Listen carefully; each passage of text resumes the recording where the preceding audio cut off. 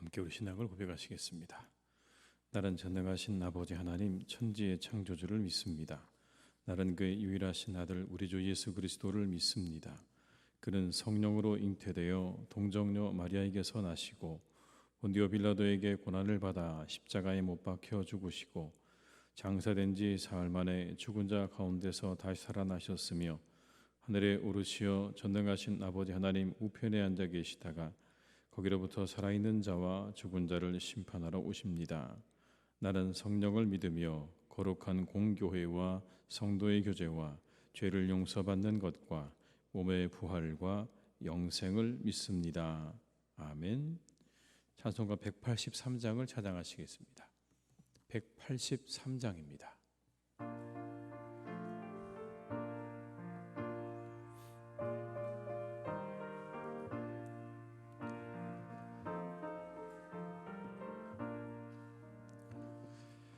빈들의 마른 풀같이 시들은 나의 영혼 주님이 약속한 성령 간절히 기다리네. 가물어 메마른 땅에 단비를 내리시듯 성령의 단비를 부어 새 생명 주옵소서. 반가운 빗소리 들려 산천이 춤을 추네. 봄비로 내리는 성령 내게도 주옵소서. 가물어 메마른 땅에 단비를 내리시듯 성령의 단비를 부어 새 생명 주옵소서. 절 따라 우러를 내려 조목이 무성하니 갈급한 내 심령 위에 성령을 부소서. 가물어 메마른 땅에 단비를 내리시듯 성령의 단비를 부어 새 생명 주옵소서. 참되신 사랑의 언약 어길 수 있사오랴. 오늘의 흡족한 은혜 주실 줄 믿습니다. 가물어 메마른 땅에 단비를 내리시듯 성령의 단비를 부어 새 생명 주옵소서. 3절입니다. 절 따라 우러를 내려 조목이 무성하니 갈급한 내 심령 위에 성령을 부소서. 가물어 메마른 땅에 단비를 내리시듯 성령의 단비를 부어 새 생명 주옵소서. 참되신 사랑의 언약 어길 수 있사오랴. 오늘의 흡족한 은혜 주실 줄 믿습니다. 가물어 메마른 땅에 단비를 내리시듯 성령의 단비를 부어 새 생명 주옵소서. 아멘.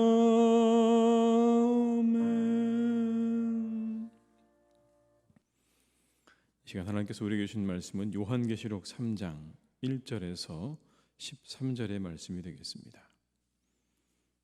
요한계시록 3장 1절에서 13절의 말씀입니다.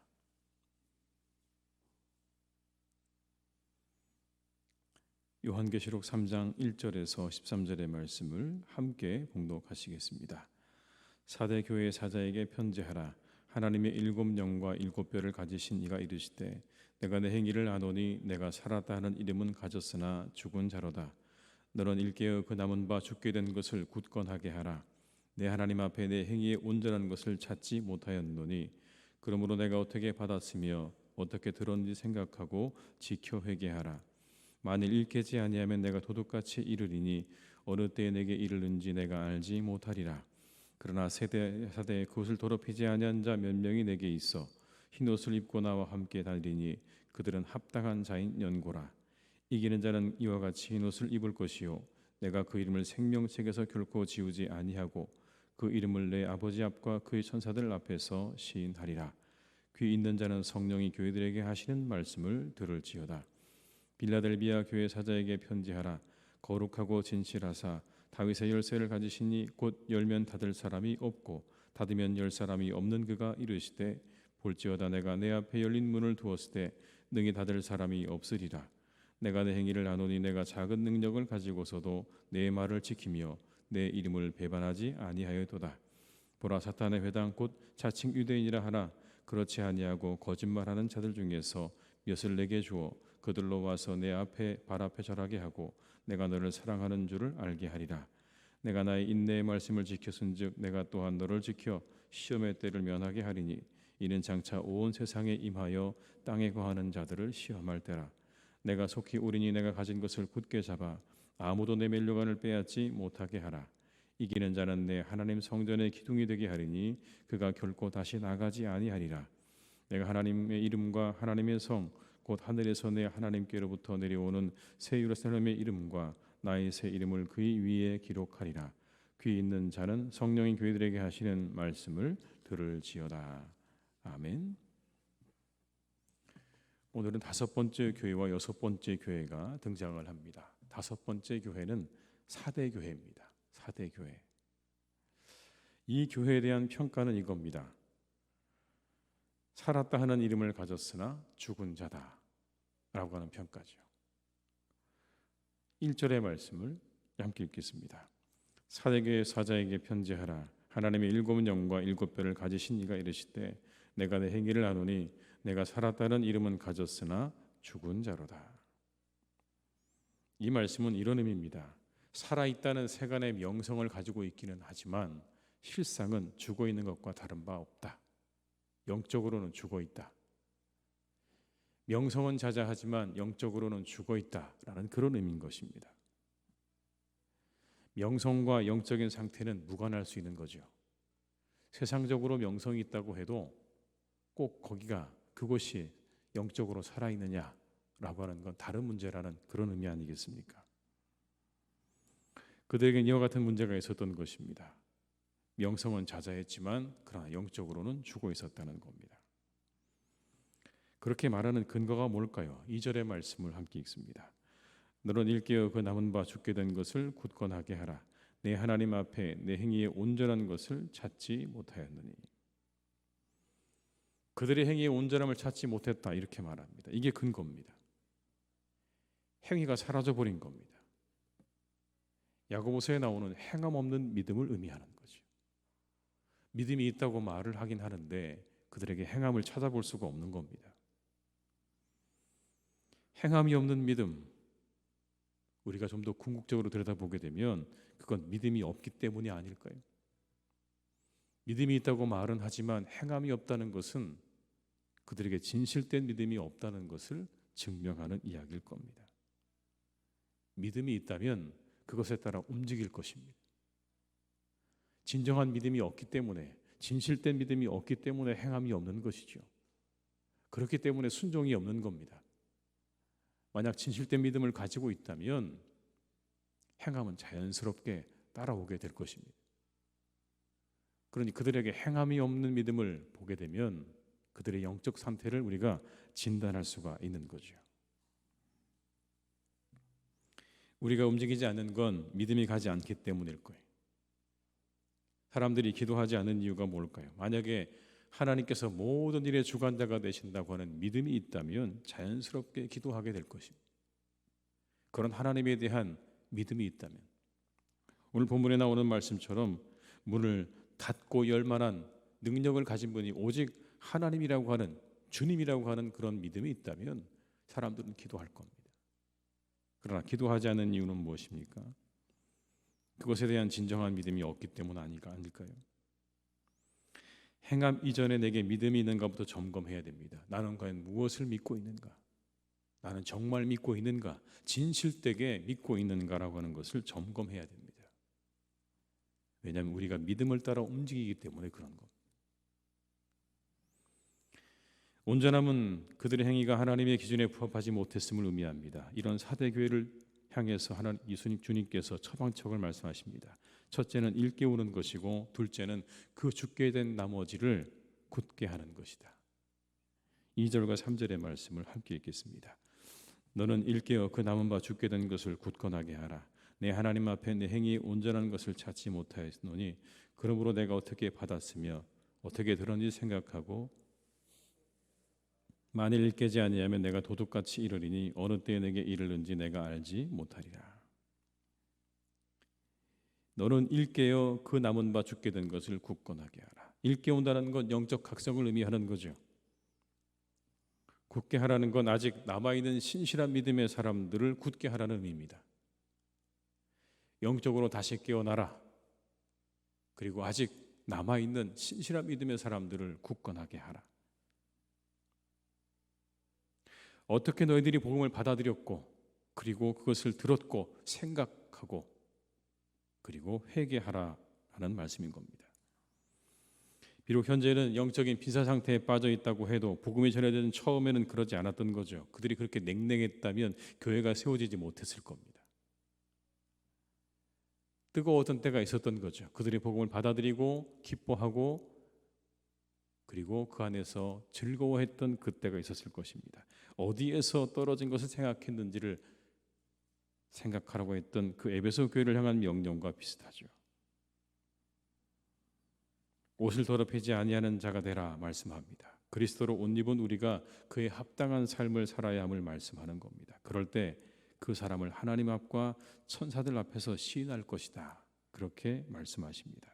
5절의 말씀을 함께 읽겠습니다. 이기는 자는 이와 같이 흰 옷을 입을 것이요 내가 그 이름을 생명책에서 결코 지우지 아니하고 그 이름을 내 아버지 앞과 그의 천사들 앞에서 시인하리라. 사랑하는 교우 여러분, 우리가 어떤 믿음을 가지고 있는가, 이 말씀을 통해 다시 한번 우리를 새롭게 할 수 있기를 주님의 이름으로 축원합니다.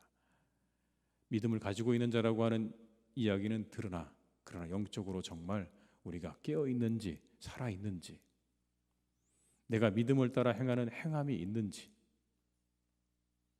때로 우리 마음 가운데 돌이키는 게 있는지, 회개가 일어나는지, 내가 잘못하고 있구나, 돌이켜야 되겠구나, 우리 마음 가운데 처음으로 돌아가기 원하는 마음, 주님께서 원하시는 그것을 향해 나아가고자 하는 마음이 우리 가운데 있는지, 그것을 우리가 잘 확인하셔서 그리스도로 옷 입었다고 하는 그 명성에 걸맞게, 우리가 그리스도인이라고 하는 그 명성에 걸맞게 우리 행함을 가지고 살아가는 우리 모두가 될 수 있기를 주님의 이름으로 축원합니다. 그 다음에 여러분, 빌라델비아 교회는 어땠을까요? 8절의 말씀을 함께 읽겠습니다. 볼지어다 내가 내 앞에 열린 문을 두었을 때 능히 닫을 사람이 없으리라. 내가 내 행위를 아노니 내가 작은 능력을 가지고서도 내 말을 지키며 내 이름을 배반하지 아니하였도다. 칭찬받은 교회죠. 어디에도 여러분이 빌라델비아 교인들을 향한 책망은 없습니다. 빌라델비아 교회는 예수님께서 칭찬하십니다. 이렇게 해요. 적은 능력을 가지고 있었는데 너희들은 참 믿음을 잘 지키고 말씀도 잘 지켰구나. 여러분, 여기 나오는 적은 능력을 가졌다는 말씀은 구성원이 아주 적었다거나 아니면 그들이 사회적으로 봤을 때 굉장히 취약계층의 사람들이 모여 있었다는 것을 추측할 수 있습니다. 아무런 영향력을 끼칠 수 없는 사람들이었던 겁니다. 그들의 모임의 숫자도 그렇고 모여 있는 사람들의 어떤 그런 계층도 사회적으로 전혀 영향을 줄 수 없는 그런 사람들이 모여있는 미약해 보이는 교회였던 거예요.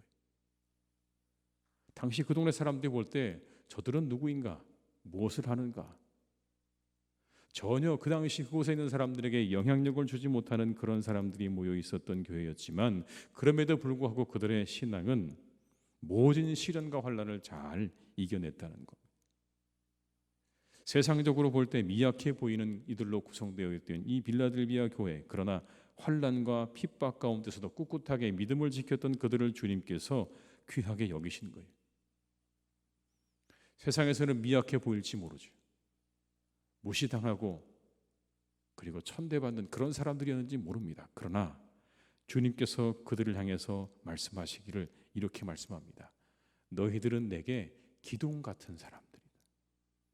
기둥 같은 사람들. 12절의 말씀을 함께 읽겠습니다. 이기는 자는 내 하나님 성전의 기둥이 되게 하리니 그가 결코 다시 나가지 아니하리라.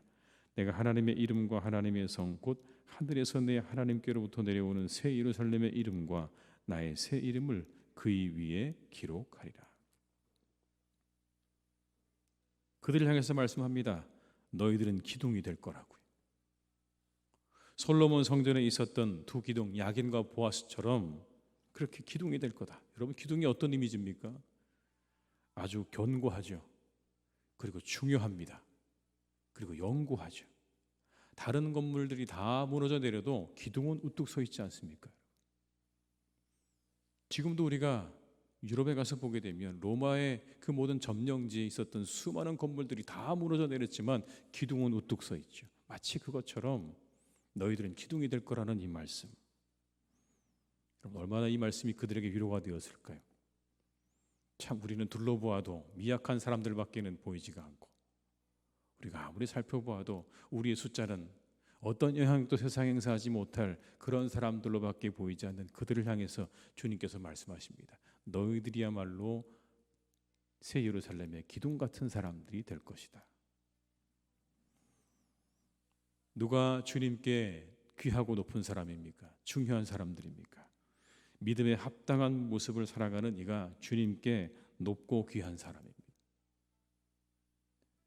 얼마나 더 가졌느냐, 영향력을 가졌느냐가 중요한 게 아니라 이 말씀에 의하면 어려움 가운데도 꿋꿋하게 자신들의 믿음을 지키고 그리스도로 옷 입은 사람으로서 거기에 걸맞게 합당한 신앙의 행위를 가지고 살아가는 사람들이야말로 하나님께는, 그리고 우리 주님께는 정말 기둥같이 소중한 사람들이라고 말씀하고 있는 것입니다. 얼마나 큰 위로입니까? 주님이 가지고 계시는 기준은 다릅니다. 세상의 기준과 너무나 다릅니다, 여러분. 우리 주님께서는 우리에게 그것을 말씀하시는 거예요. 우리에게 보응하실 거라고. 이 땅을 살아가는 모든 그리스도인들을 향해서 복음에 합당한 삶을 살아가게 되면 너희들에게 그것에 합당한 보응이 반드시 기다리고 있을 것이다. 미약해 보여도, 연약해 보여도, 그리고 세상의 사람들이 너희를 어떻게 생각하더라도 거기에 흔들리지 말고 너희들의 믿음을 끝까지 견고하게 꿋꿋하게 붙잡고 살아가는 그런 사람들이 되라고 말씀하시는 겁니다. 사랑하는 교회 여러분, 그렇게 우리가 살아가야 할 것입니다. 세상이 우리를 향해서 때로는 겁박하고, 그리고 우리가 이 교회 안에 있다고 하는 게 때로 우리 마음 가운데 여러 가지로 어떤 그런 위협과 두려움과 그리고 불안함을 줄 수 있을지 모르지만, 그러나 우리가 이곳에서 믿음을 가지고 잘 살아가셔서 하나님 나라의 기둥 같은 분들로 그렇게 세워지는 은혜가 있기를 주님의 이름으로 축원합니다. 이 하루도 그렇게 복음에 합당하게 살아가는 삶이 되시기를 주님의 이름으로 축원합니다. 기도하시겠습니다. 아버지 하나님, 오늘 우리가 이 말씀을 통해서 위로를 받습니다. 세상의 사람들이 교회를 향해서 때로는 손가락질하고 믿는 이들을 향해서 여러 가지 말로 독소를 내뱉기도 합니다. 때때로 우리 마음 가운데 우리가 신앙을 가지고 있다는 게 무엇인가 라는 생각이 들 때도 있습니다. 하나님, 그런데 오늘 이 성경에 나오는 사대교회, 빌라델비아 교회 더욱 그러했겠지요. 아마 더욱 그랬을 겁니다. 그들은 정말 소수였을 것이고, 그들은 그 땅에서 어떤 영향력도 발휘하기가 어려운 그런 공동체였을 것이 분명합니다. 그러나 그럼에도 불구하고 꿋꿋하게 믿음을 지키고, 그리고 그 믿음에 합당한 행위로 살려고 몸부림쳤던 사람들을 오늘 주님께서 귀하다고 말씀하십니다. 이름은 있지만 죽은 바와 다름없었던 사대교회에도 흰옷을 입은 몇 사람이 남아있다고 말씀하셨습니다. 그리스도로 옷 입은 자로서 그 삶을 그 모습에 합당하게 살려고 몸부림쳤던 몇 사람을 주님께서 귀하다고 말씀하십니다. 빌라델비아 교회, 참으로 가난하고 연약한 자들이 모여있는 그러한 보잘것없는 교회였지만 그들에게 닥쳐오는 모든 환난과 핍박을 믿음으로 잘 이겨내는 교회였습니다. 하나님이 그들을 귀중히 여기셨습니다. 주님이 그들을 귀중히 여기십니다. 너희들이야말로 기둥 같은 사람들이다. 우리 주님 바라보시는 기준과 우리 하나님 바라보시는 기준이 세상의 기준과 다르다는 것을 우리에게 말씀해 주십니다. 세상은 얼마나 가졌는가, 얼마나 힘이 있는가, 얼마나 명예가 있는가를 이야기하지만 우리 주님 바라보시는 것은 그것이 아니라 얼마나 복음에 합당한 행함이 있는가, 그리고 얼마나 그 복음을 따라 순종하며 살아가는가를 보신다는 것을 오늘 성경은 우리에게 말씀해 주십니다. 주님, 사랑하는 우리 교우들이 복음에 합당한 행함이 있는 삶을 살게 하여 주시옵소서. 주님께서 지켜주시기를 원합니다. 거기에 우리의 마음을 두게 하여 주옵소서. 그곳에 우리의 마음을 두게 하여 주옵소서. 주님께서 기뻐하시고 원하시는 삶을 살아가는 것에 우리의 마음을 두고 살아가서 우리 교우들의 삶이 언제나 하나님과 우리 주님께 기쁨이 되어지는 복된 삶이 되게 하여 주시옵소서. 그래서 언제 다시 오실지 모르는 도둑처럼 우리에게 임하실 거라 말씀하셨던 그 주님께서 다시 오실 때 우리가 그 주님 앞에, 주님, 이렇게 제가 애쓰며 살았습니다. 복음에 합당한 삶을 살기 위해 몸부림쳤습니다. 제게 적지만 이러이러한 열매들이 있다고 우리가 그렇게 주님 앞에 내어놓을 만한 것들이 있는 우리 모두가 다 되게 하여 주시옵소서. 하나님, 우리 사랑하는 교우들을 주님께서 이 하루도 지켜주시기를 간절히 기도합니다. 세상에서의 삶이 그렇게 녹록지 않습니다. 더구나 우리가 믿음으로 살아간다는 게 얼마나 힘들고 어려운 일인지요. 세상은 이미 세상의 논리와 세상의 모든 방법을 따라 살아가고 있는데 그것을 우리가 거스러 살아간다는 게 참으로 어려운 일입니다. 우리에게 지혜가 필요합니다. 우리에게 지혜가 필요합니다.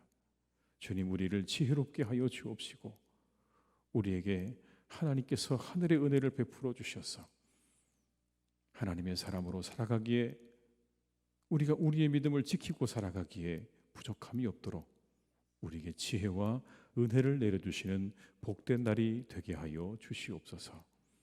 사랑하는 교우들을 모든 죄악으로부터 하나님 지켜주시기를 간절히 원합니다. 세상에는 참으로 많은 유혹이 우리 앞에 있습니다.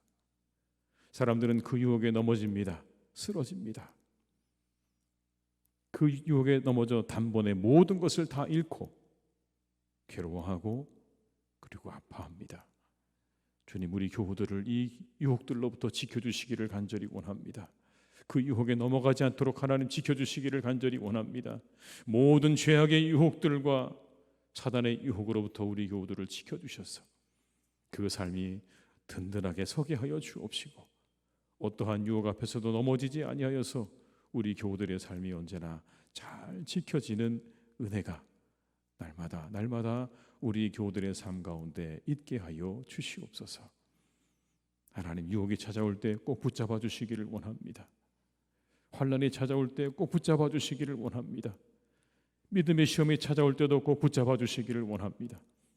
그들의 영혼을 붙잡아 주셔서 절대로 넘어지지 않도록 주님 인도하여 주옵시고, 이 어려운 때도 우리 교우들이 믿음을 잘 지켜 우리 주님 앞에 기둥 같은 사람들로, 소중한 사람들로 세워져가는 은혜가 있도록 주님 우리 교우들을 지켜 보호하여 주시옵소서. 아버지 하나님, 우리나라의 정치와 경제를 주님 붙잡아 주시기를 간절히 원합니다.